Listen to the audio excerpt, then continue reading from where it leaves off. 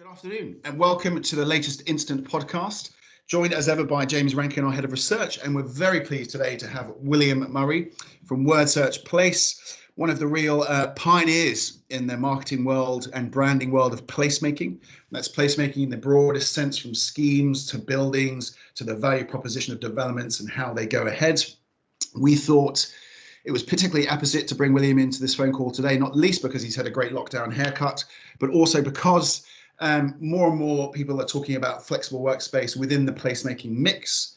More and more people are talking about brand and the importance of brand within co-working and flex, not least when you see about the impact of WeWork.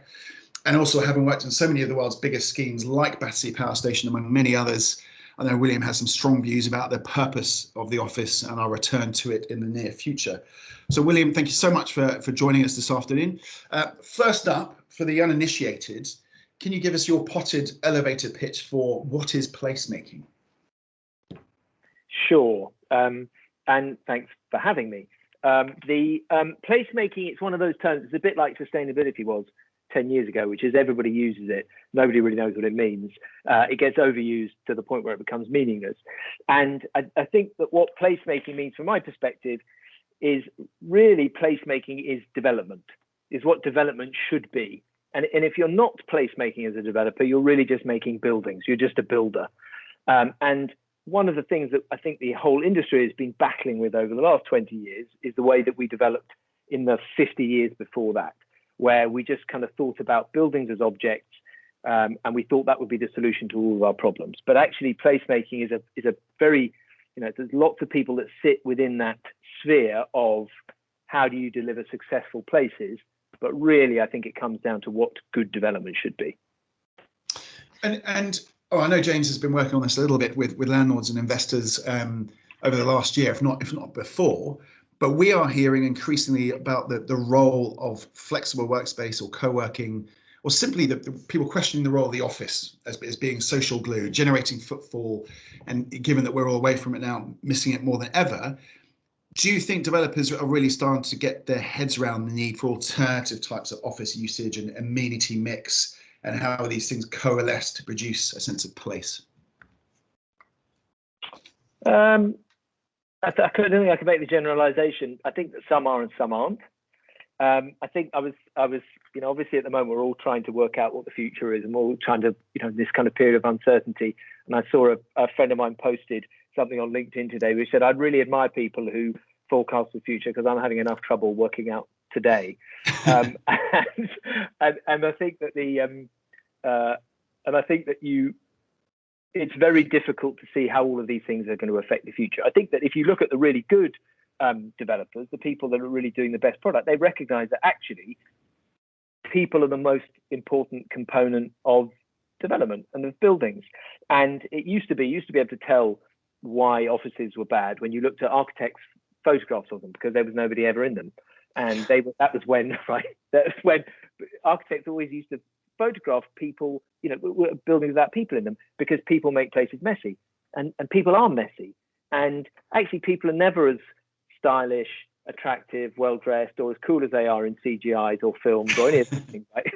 And I think that one of the things that's clearly happened over the last few years is people remembering that, developers remembering that people are the most important part. And I think that we've recognized that the most important thing about commercial development is the attraction and retention of talent.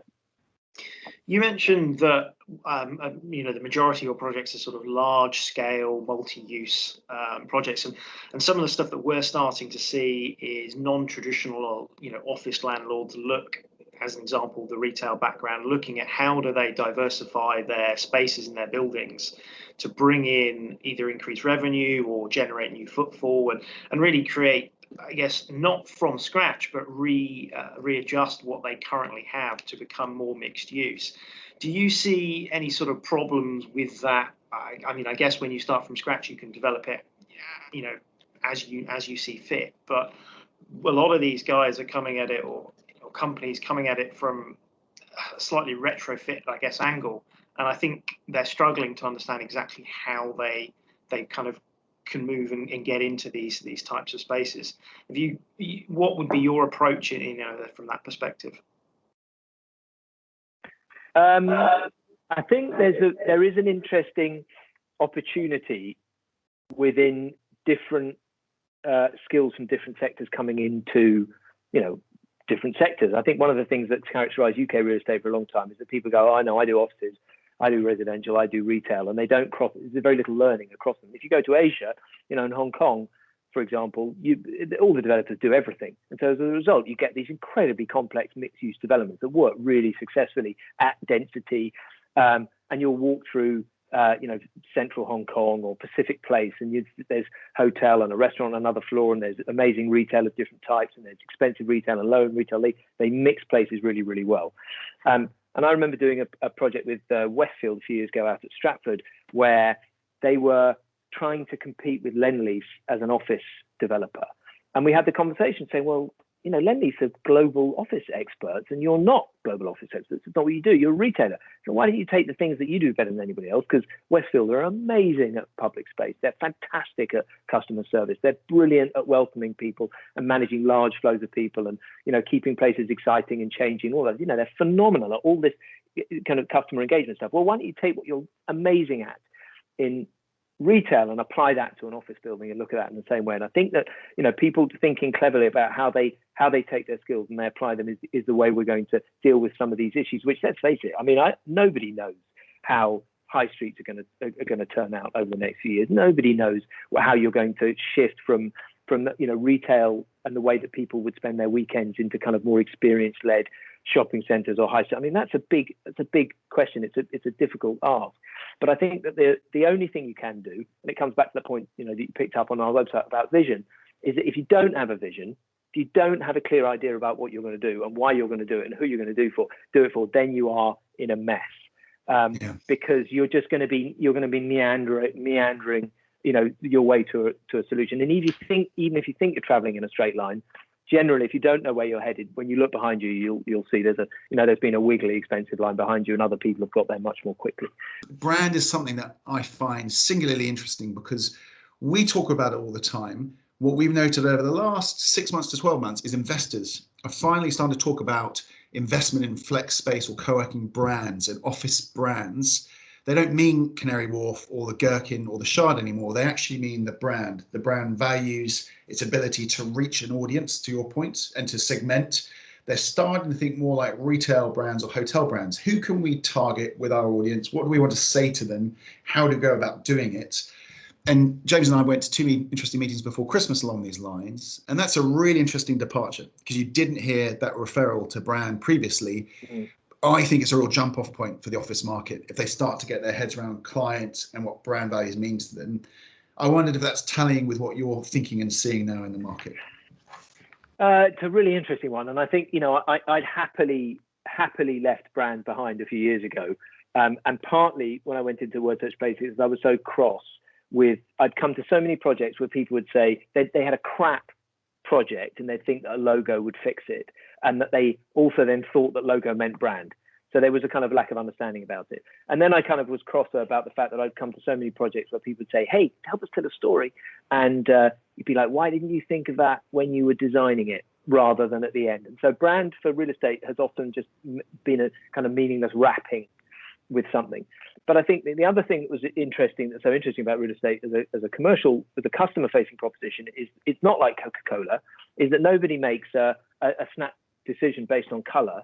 You go into a news agent, you'd be like Coke or Pepsi, oh, red, right? And you can grab it. I'm making all these immediate assumptions because it's only 50p, right? Nobody does that. You buy into an office building for lots of different reasons because of where it fits at a moment in time, and what the rent is and the location, all that kind of stuff, right? And then you sign in for 15 or 20 years. So actually, brand in that way didn't have the same meaning or impact. Now, when you're dealing with flexibility and about customer loyalty, where you're saying, well, fuck it, I can leave today and I can go somewhere else tomorrow because I'm only paying for the month. Then it's important that you're making that connection. And for all of WeWork's failures, what they did do was create branded environments, right? They actually you walked in somewhere, they're like, oh, this is cool. So I think that we will see a lot more branded developers who are trying to jump on that bandwagon. And I think that's another element of this, both placemaking and brand mix, actually, is having the confidence that the market didn't have in WeWork for a while, but to actually look at these other confident young operators and say, come in, take a floor, take 2 floors, bring in interesting people and make this an interesting space. And I think the next journey of that will be, as we see a lot of space come to market, which it inevitably will in a post-recession, is other businesses having the confidence to buddy up with other brands or buddy up with operators to use sublet space and use grey space and say, put a flag in it and say, well, this defines us. Verizon did this actually in New York a few years ago, 60,000 square feet. They created a big incubator space, had symbiote businesses in there, and it really helped. Well, it didn't help their business in linear terms, but really was so well thought of and creative and a great use of space and ideas. Do you think that there is enough companies with big leases to have the confidence to do that, and landlords to back them and recognize that this could be a positive thing for creativity? One of the things we talk about to the clients that we work on big mixed use developments is that development is going through this whole period of change, which needs 3 things, which is new thinking about experience and about engagement and about, talent rotation, all that kind of stuff we've talked about.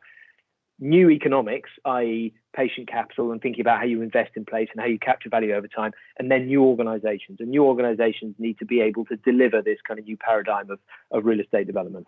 And that means diversity, right? Not just diversity in terms of the fact that, oh, look, it's 3 white men of, I won't say middle-aged, James, because you look much younger than I do. I'm like 2 middle-aged guys, and then maybe it's just the beards. And it's like the hair mix we've got, but there's we know what lack of diversity there is within real estate, and I don't mean just diversity in terms of gender or color or any of those things. I also mean diversity in skill sets. And I think, again, one of the things we talk about in developers that we go and work on these big mixed-use developments is you're about to get into the hospitality business, or that curation. Lots of people. The curation is a lovely buzzword in real estate at the moment, and this idea, it's going to be a curated space. Well, if you're not a curator, it's going to be shit, right? Because curation is a lifelong job that people do as a career. It isn't just a kind of a weekend, at 5 o'clock. Oh, quick, we've got to curate our retail space. Quickly do that, right? We can do that. But it's not how it works. You curate audiences. That you have to. Development is essentially a creative enterprise, and there are very few creatives in development. And so one thing I find, and the guy I mentioned who said, I'm impressed with people who forecast the future because I'm confused about it today, is a psychologist. Where are all the psychologists in real estate? Where are all the people? Where are all the professionals that say, oh, well, I know exactly how humans respond in this environment, and I know what they're going to do, because I know that they say that it's impossible to predict what one person will do, but it's entirely possible to predict what all people will do. Is that we just don't engage with that sort of learning, that kind of the software side of real estate development is completely absent. And so I think, to your point, that there are lots of things we can do. We just need to use the right people, and we need to tap into the right skills to be able to do it. I mean, what are your expectations for sort of the return to work, and how a company's going to go about that? Well, I think that we said at the beginning that it's all about the attraction and retention of staff, of talent, right? And I don't think that's going to change at all. It will still be exactly the same, because businesses are still going to have to get the best people to come and work for them. And for some people, that's going to be, hey, work from home.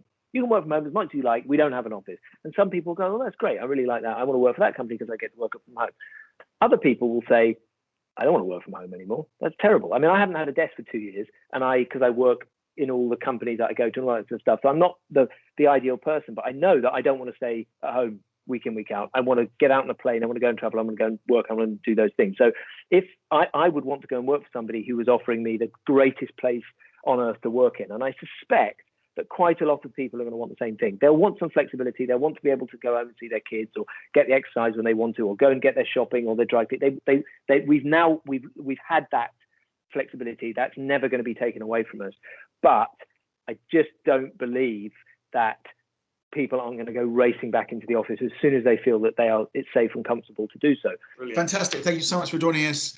It's been a great edition of the podcast. And if anyone wants to look up William Murray, Wordsearch Place. You'll find him on Google straight away. A great business doing really interesting work.